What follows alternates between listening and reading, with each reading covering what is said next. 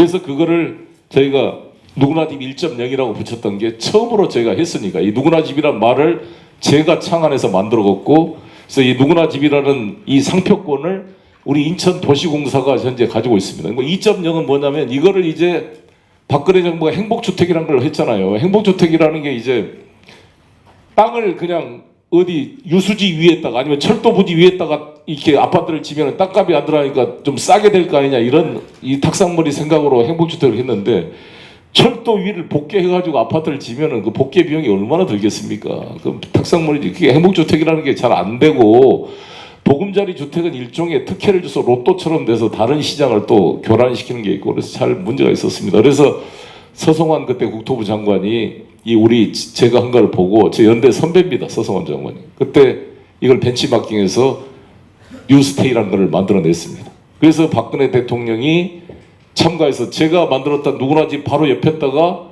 뉴스테이 1호를 처음으로 착공을 했습니다. 그렇게 해서 2.0이 되고 3.0은 이제 저희가 이번에 제도가 다 완비돼서 한 게, 집값의 10%만 있으면 뭘 주느냐, 집값의 10%를 내면은 8년 동안 임대를 할 수 있고, 임대료 상한선을 3.5% 이상 오르지 않게 통제할 뿐만 아니라 최초의 분양 가격으로 8년 후에 살 수 있는 권리를 준다는 겁니다. 우리가 지금 3억을 내가 분양을 했는데 3천만 원 내고 집에 들어가면 8년 뒤에 3억으로 그대로 집값이 5억, 8억으로 올랐더라도 3억으로 살 권리를 줄 것 같으면 내가 돈을 빌려서 집을 살 이유가 없는 거 아니겠습니까?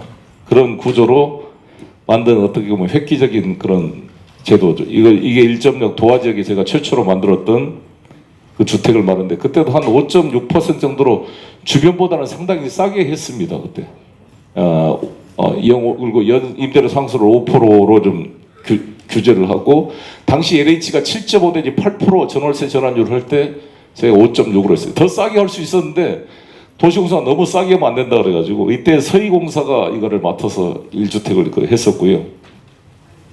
박근혜 정부의 뉴스테이로 만든 누구나 집 2.0입니다. 바로 도화 지역에서 바로 자기들이 또 했어요.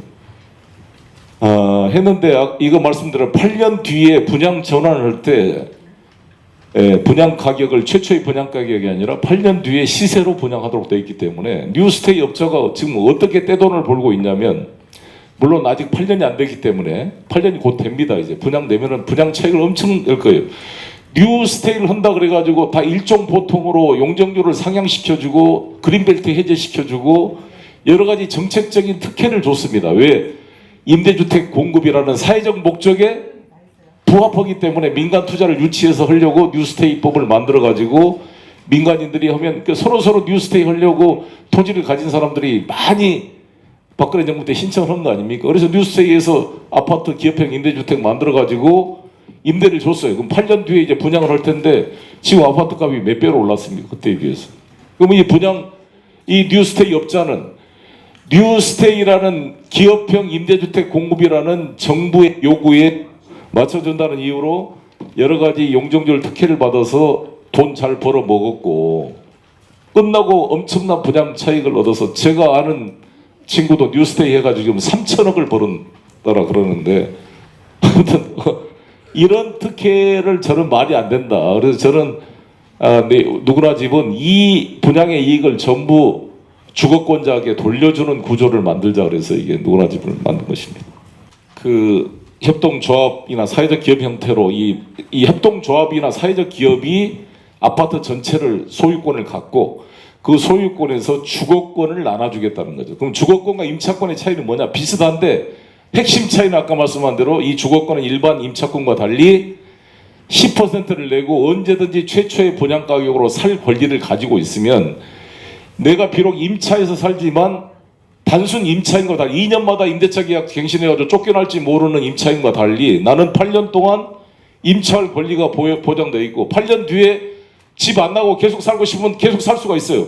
평생 임차에 할 권리를 가지고 있고, 소유권을 취득할 권리도 최초의 분양 가격으로 언제든지 살 권리를 가지고 있는 임차인이라고 할 것 같으면 저는 소유권과 다를 바가 없다 이거죠. 거의 소유권과 진배 없다. 그래서 소유권이 있고 임차권이 있으면 그 중간 개념으로 디지털 주거권이라는 개념을 만들어서 H10이라는 말을 만들어낸 겁니다. 하우싱 10. 그래서 10%를 내면 자기 집이 되는 거다 사실상 라는 그런 그래서 누구나 집을 만들어냈고요. 그래서 그 H10 프로그램이 10% 내면은 자기 집으로 한다 그런 개념입니다. 제가 처음에 우리 아파트 전세 냈을 때 1억이었습니다. 1억이었는데 2년만 지나면 2천만 원씩 올려주러 와서 2천만 원씩 4번 올려줘가지고 지금 1억 8천만 원에 살고 있거든요. 근데 저야 능력이 되니까 2천만 원씩 올려주러 할 때 2천만 원씩 올려줄 수가 있지만 일반 월급쟁이들은 갑자기 보증금 2천만 원 올리라 그러면 어디서 2천만 원을 만들겠어요. 어차피 은행에서 빌려야 될 거 아닙니까? 빌리면 빌릴 때 이자율을 정할 때 이 은행이 어떻게 뭘 보고 이자를 정합니까? 그 사람의 신용 등급을 보고 정한다니까 이자율을. 그러니까 내가 봤을 때는 좀 억울하다 이 말이에요. 왜냐하면 이 돈은 내가 무슨 유흥비로 쓰려는 것도 아니고 어디다가 생활비로 소모되는 돈이 아니라 임대차 보증금으로 줬다가 임대차 계약 끝나면 다시 갚을 돈이기 때문에 어디로 도망가지 않는 돈이잖아요. 임대인의 계좌에 있는 돈이잖아요.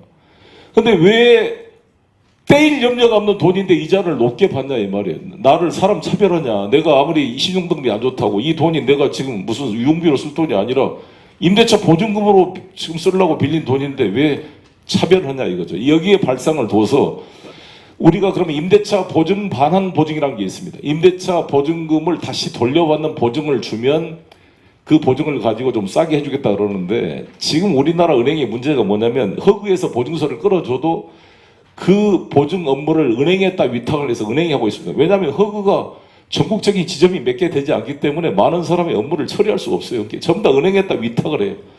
마치 키코 상품 팔 때, 은행 보험 팔 때도 은행에다 위탁해서 파는 것처럼 그럼 은행이란 자가 자기가 빌려주는 사람인데 지가 보증 업무도 지가 해가지고 지가 피보험자인데 그래가지고 그 이자율을 결정할 때 허그에 주는 보증 국가에서 하는 보증서가 있음에도 불구하고 또 그 임차인의 그 돈을 빌려간 사람의 채무자의 신용 등급을 보고 1.5%까지 차등을 해서 이자율을 매긴다고요.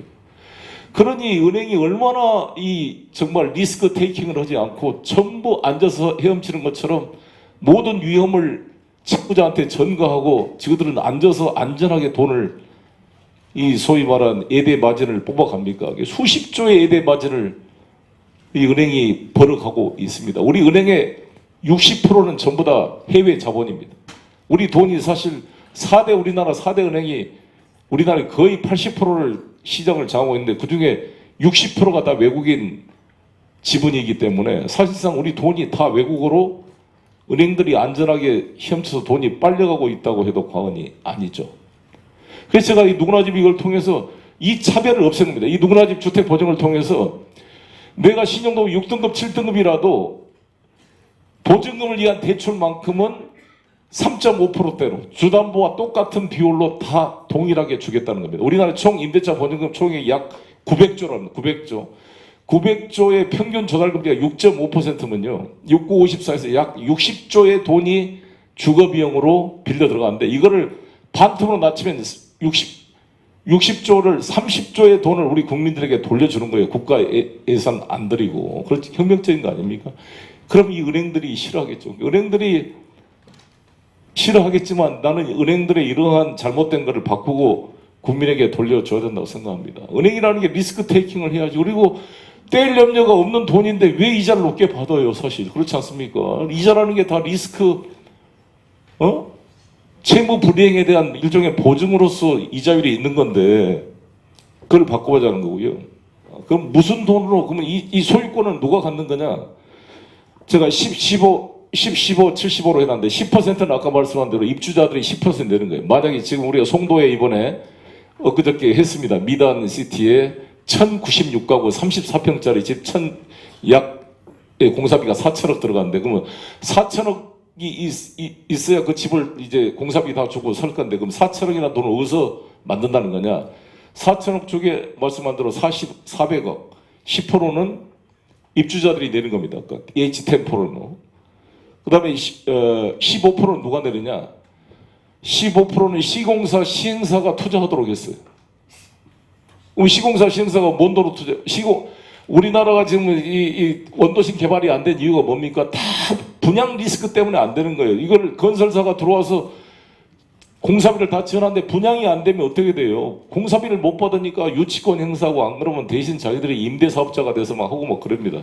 우리 백운역 앞에 현대아파트 그것도 제가 그때 했을 때만 하더라도 분양이 안 돼가지고 현대가 다 그거 전월세 그냥 그 임대해서 하다가 나중에 부동산 가격이 올라가니까 분양을 했는데, 건설사들은 다 분양 리스크 때문에 원도심 개발에 시공사가 잘 붙지 않잖아요. 근데 여기는 우리 협동조합 SPC가 100%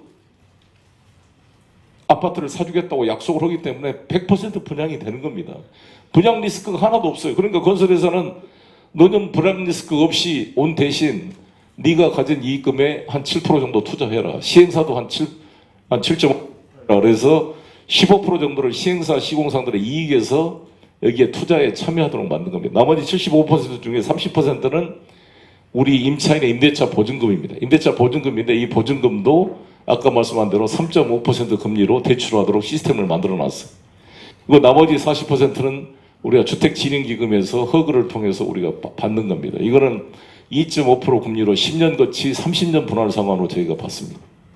그래가지고 이걸 구성을 했어요. 구성이 다 완료됐습니다. 우리